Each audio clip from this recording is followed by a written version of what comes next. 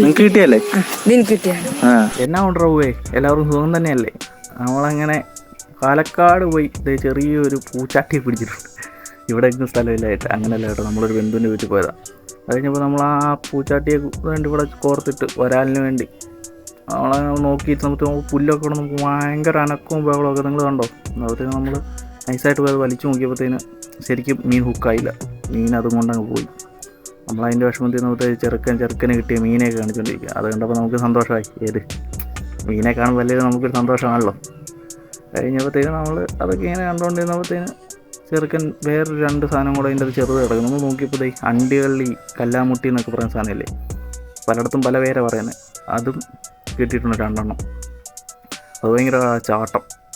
നമ്മളതിനെ പിടിച്ച് ഒതുക്കി അവിടെ ഇട്ട് ചെറുക്കൻ അതിനെയൊക്കെ പൊക്കിയൊക്കെ കാണിച്ചുകൊണ്ടിരിക്കുക. ഭയങ്കര സന്തോഷം ചെറുക്കന്.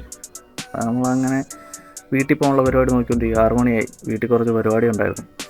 നൈസായിട്ട് നമ്മൾ അവിടുന്ന് സ്കൂട്ടായി. അപ്പോൾ നമ്മൾ ആ ചെറുക്കന്മാരോട് ടാറ്റ ബൈ ബൈ ഒക്കെ പറഞ്ഞ് അതുകൊണ്ട് അവിടെ ഒരു മീനെ ഇട്ട് വെച്ചിട്ടുണ്ട്, ഒന്ന് നോക്കിയേക്കണം, കോർത്തിട്ട് വെച്ചിട്ടുണ്ട്, വരാലടിക്കണം പറയണമെന്നൊക്കെ പറഞ്ഞിട്ട് നമ്മൾ നൈസായിട്ട് അവിടെ നിന്ന് അങ്ങ് നീങ്ങി. അപ്പം ശരി, പാക്കല.